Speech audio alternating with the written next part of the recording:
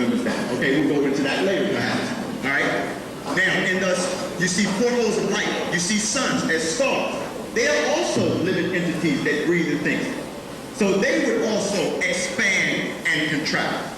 So they would be breathing. So the same thing as the smaller nucleus that make up these larger principles, they would also expand and contract.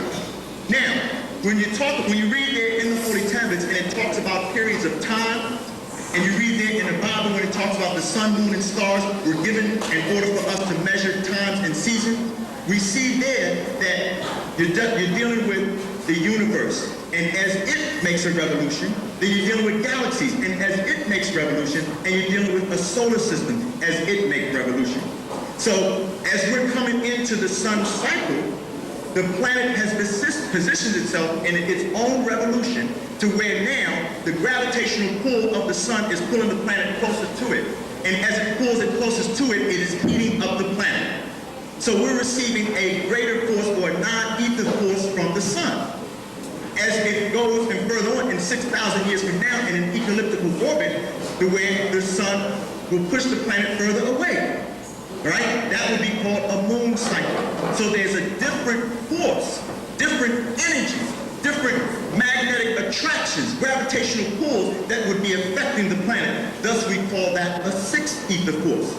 So the same way that that works on the planet, it works on larger scales of the galaxy because they make a motion around the central sun, and it also works in that same principle on the universe. So when you read there in the Holy Tablets, where through time and age, 9 ether becomes 6 ether, and then 6 ether then becomes ghost. So the same way that as this planet in its elliptical orbit, through time, 9 ether then transforms into 6 ether, then into ghost, and then 9 ether would resurrect again. Because you're talking about cycles. You follow? When you relate that to cycles, and the cycles how the nucleus of an atom rotates, on a grand scale, how the universe will rotate, you will see that all things are done in cycles. So you have periods of time where it started from that original spark, you see, as a 9 ether force through time and age, then it makes a revolution. And then in that revolution, then it goes into a 6 ether force and then resurrects again. Okay, did that help you out? And to furthermore with the ghosts, now how does 6 ether produce ghosts? You say, because I understand how you came from 9 ether to become 6 ether through time and age. How does 6 ether produce ghosts? Okay. Because someone was telling me before that it was in regards to the physical 6 ether, because I understand there's natures, 9 ether natures and 6 ether natures and so on and so forth. But I'm saying, it was telling me that in regards to the physical, 6 ether produces ghosts. And I'm thinking from the other chapters where it says God is ghost, and the etymology of the word God is ghost. So, I'm trying to equate the two, and I don't know if it should be equated to. Okay, that's why I took you to on page 3 of the Holy Tablets when the Wapo teaches that there were 3 creations, all right? Ghosts is gases. And it's explained how there's gases, there were 9 levels of these gases. You follow? Some of them vibrate at higher frequencies and some of them vibrate at lower. So if you understand that these ghosts are actual gases, you see, and in those gases, it's not emanating the type of force that the ultimate and highest of all of those forces would be emanating, and that would be non-ether. So you have from non-ether as a gaseous force, and that would be in its supreme state. Right? And that's where we existed in our supreme state as various gases floating in ether in the universe. Right? And then through time and age, those gases went through another force, which we refer to as 6 ether. That would be a destructive force. That is the same type of force that a PAPS children uses. And then on into another gaseous state that they call ghost.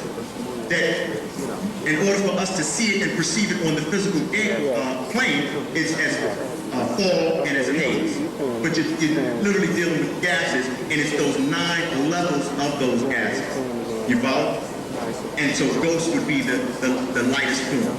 And so for a long time, scientists thought in all fields of scientific endeavor, they agreed that hydrogen was the lightest element in existence. Right? But then smallest, minute particles as the quarks, they did exist, but they were not known to exist. You follow? So that was nothing. It didn't sum up to a thing that we could calculate here on the physical plane. So you're talking about those gaseous states of existence that are not calculated here. So we see them in terms of religion, as we've been taught by Atum, as the brother Father Otep explained earlier, right into those lesser degrees of mystery. And that's how they fed us religion, by removing the essence of the non and then replacing it with religion into those forces. And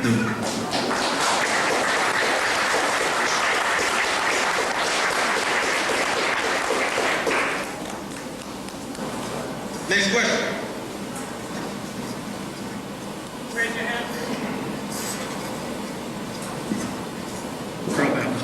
Rather well. I had a question in reference to the Ilion 19th galaxy. Right. The tri-solar system in the 19th galaxy of Ilion. Are there other star systems, star constellations within that particular galaxy? Okay, the brother, yeah, you know what's that? Yeah, in the 19th galaxy of Ilion, right? Right. We have a tri-solar system, right, which basically is right in the center. Right. I was just curious were there other star clusters or systems or constellations within the 19th galaxy, or is the tri-solar system also referred to as Ilion? Right. That tri-solar system is Ilion. You follow me? That tri-solar system is Ilion, meaning that it's the 19th galaxy. The 19th of the 19 galaxies. Why it was referred to as Ilion, which just means the highest. This is going back into the numerology when it says, when on high before things were named, or when nothingness was something waiting to be occupied. It was literally saying that for those who need a name, for up there, Ilion. Because they were dealing in a time where they didn't have names. Things just were. You follow me? Things just were. So when you needed to have a name to call that up there, they said Ilion. And that Ilion was those three stars, Utu, Apsu, and Shema. You follow me? So when you say other constellations, star constellations, there would have to be other stars.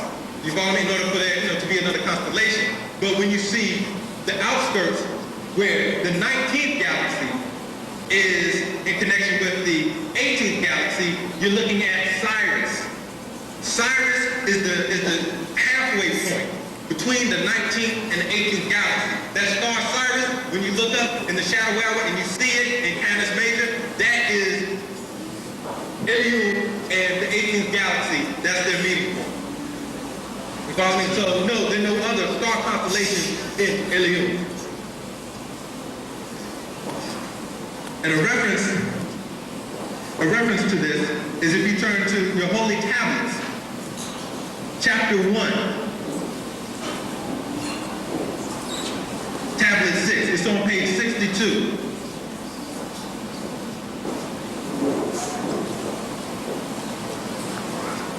And if we read starting from verse 41,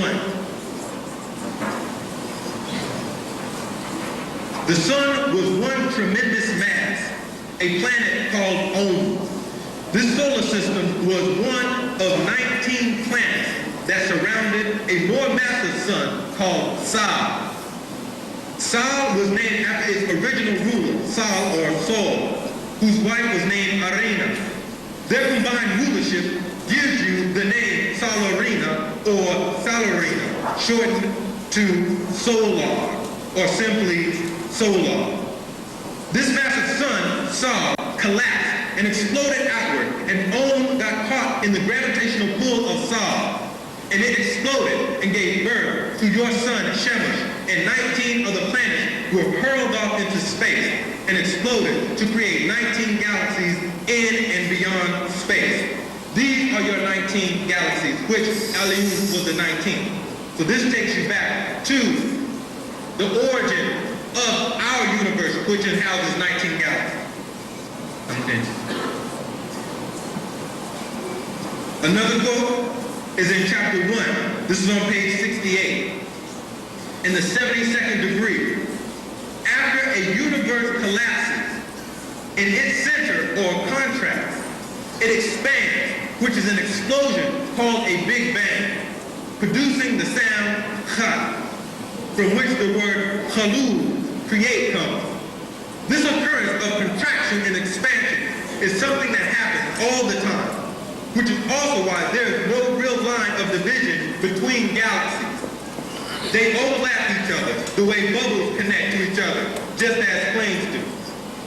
Follow that? Tell you. With that answer, I'd like to pass the class over to my brother, Haru Hocha.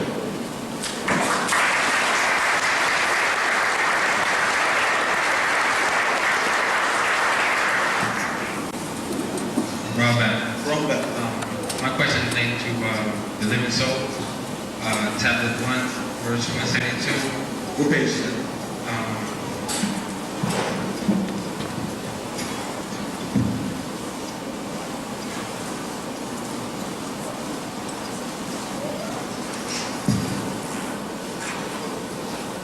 It's on page 691. Yes. Where it says, in the renewal of our history, the 19th element becomes the 25th, and another enacting becomes the 19th. My question is, who's now the 19th element? That is something that we've been asking. Legion of Ability to Raise has not gone into that. That is information that will be taught in the sacred chambers of the Lodge of Binghamton. Understood? Certain things, there is certain information. Ancient Tamurean, and it is that way today, in our Tamurean culture today. In ancient times, there was what was known or referred to as the lesser mysteries and the greater mysteries. The lesser mysteries was information that was available to all. And the greater mysteries was information that was only available to an elite few who were raised up in degrees and levels of information and intellect. And there in the sacred lodge, they would be called forth by the sacred master, and there they were taught that sacred information. Understood? I have another question. Triad, Hathor is the wife of Sabet. Say the name again? Hathor. Hathor? And Hathor, excuse me. She's the wife of Sabet. Sabet? Okay. I was reading that Hagar was also Hathor. Now my question is, Abraham, was he Sabet? Because Abraham... No. What? It's a very good question. Does everyone understand the brother's question? How many people don't? Okay. What the brother's asking, he said he was reading where it says Hathor was the wife of Sabet. And he said it also says that Hagar was the wife, was also called Hathor. So he's asking, is Abraham Sabet? What we must understand when reading our information and realizing that we've come and been raised by the sacred master, from religion, we must understand that the Bible that we read, or the Quran that you hold today, is a mixture of Tamurean facts with Hindu, Greek, and Roman mythology, where they took the names and stories of certain of his deities and mixed in their mythology and interpretations. So Hagar, the figure Hagar that you're reading about in the Bible, she did not exist. They took her story from Hathor, or Athene was her other name, of ancient Tamurean. They moved stories around. They took the Anu story with his wife Atum and his other wife In. They took Anu story, created an Abraham. They took Hathor's story from the Tamurean and Anu's story from the Sumerian, and took Anu's story and Hathor's story and put them together and created an Abraham and a Hagar. To confuse you. This was all done to put us under a spell called religion. You see, in ancient Tamurean, we didn't have religion. We had a culture called Mu'ala. That was our spiritual science. We were called atheists. Now you're supposed to say, what? How can we be atheists? Because in ancient times we were taught that there were two forms of spirit. Ether spirit and ghost spirit. Ether spirit was the spirit of the Etherians. Now in Old English, the A and the E were interchangeable. So remove the A from the word atheist and put an E there and say it. Say it. Etherists. We were those children of the Ethiopians, and we set up a land on Atum, known as Ethiopia. But when we said Ethiopia, we said Utopia, a blissful state where the Ethiopians came to reside. Understood? It's the same thing they did with the Jesus story. They took Haru or Horus. Understood? Now let's give it to you this way. The master teacher teaches us that you had Gib, Geb, and Nut. Geb and Nut were the children of who? Atum. Atum, Adam. Geb and Nut. You got that so far? Everyone with us?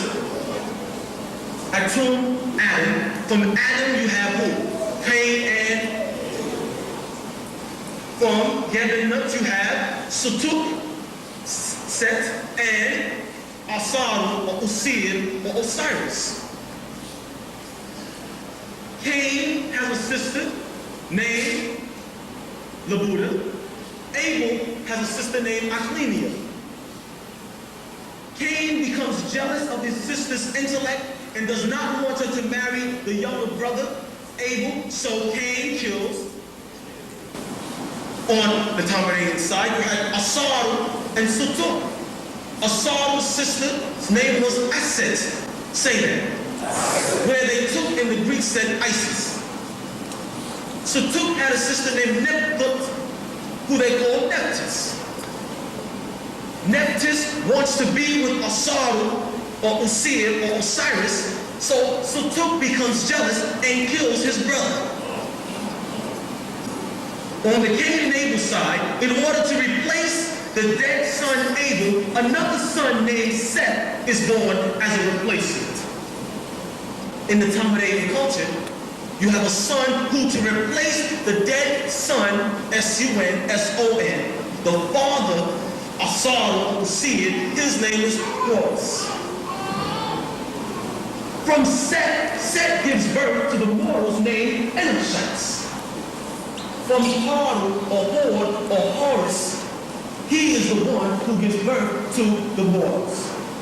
Which story came first? Which story is written on the walls in the temple of Dendora?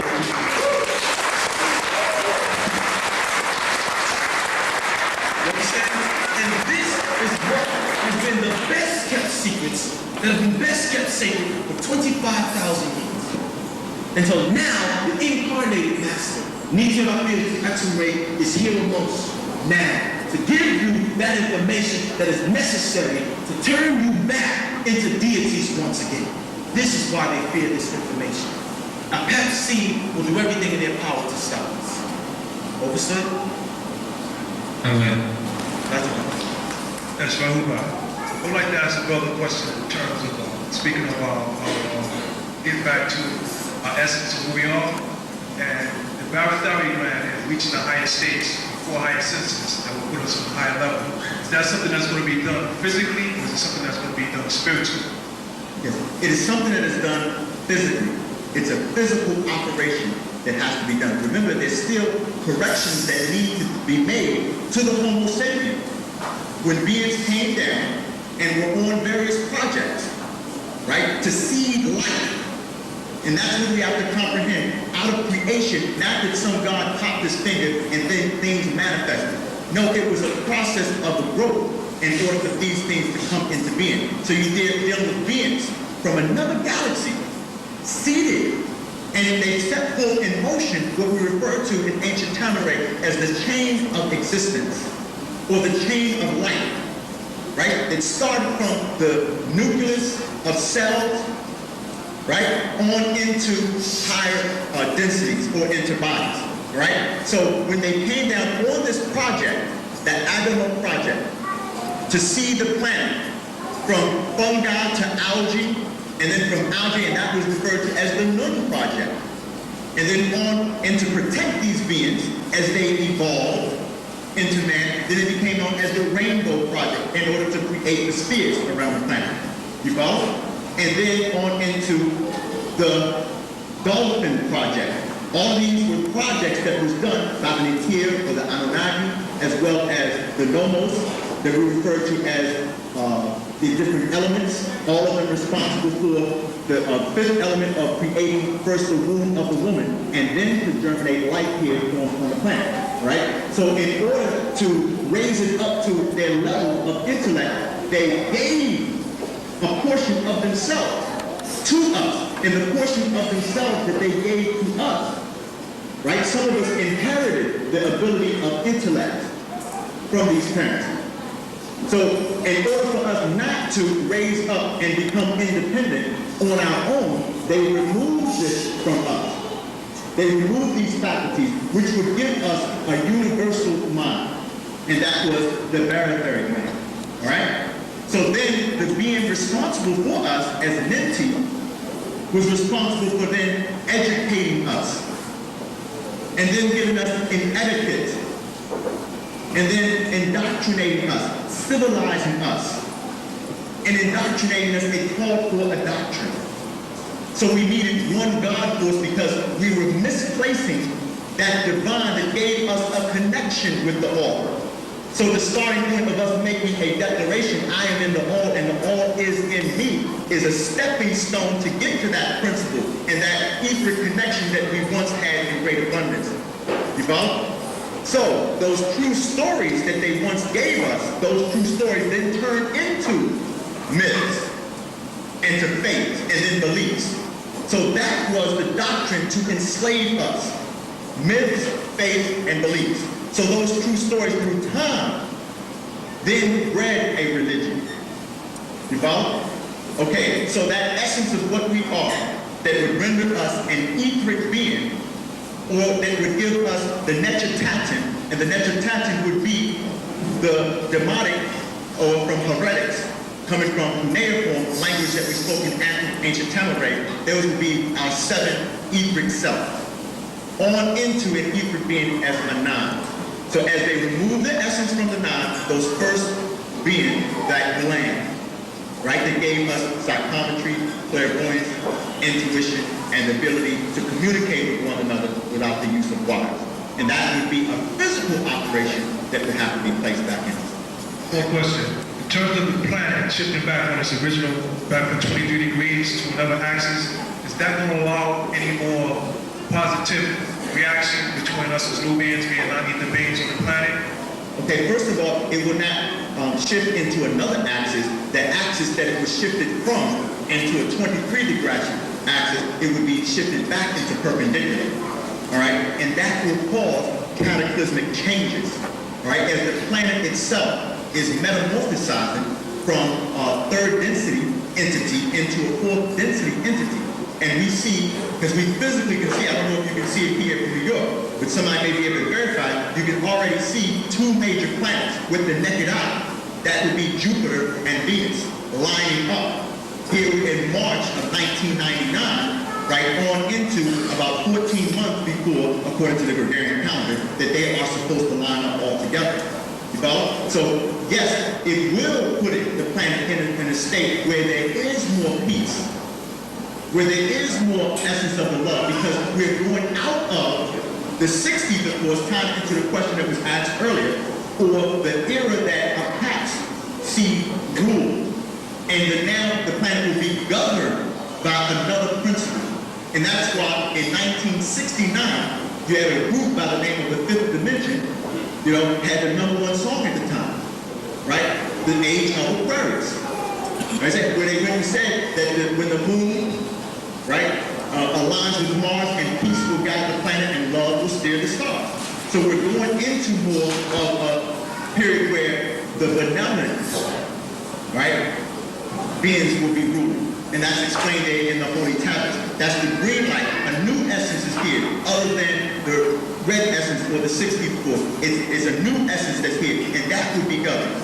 So we, to usher in this era, right, a being had been sent, Amanubi Ra'akata, who is Natir Afirti Atum, qualified by the forces of nature to usher in this.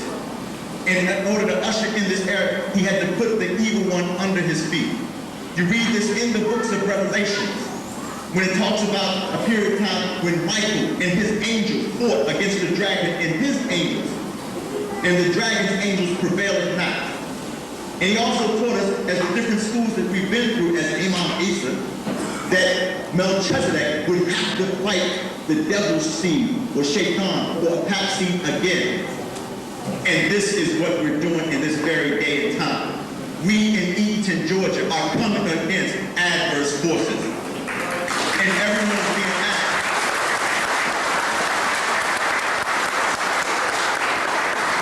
So I think we prove, and those forces came out when we erected portions of our Tamurean culture, when we erected the pyramids, when we erected the drum stand and started to reenact a ceremony that it would be the keepers of the night, reenacted when Satuk fought against Horus. And we would be reenacting that. When they saw that, they knew. When we erected the Sphinx, because they knew that the Sphinx then would be a period of time where it would be coming into this information that would put them under our feet.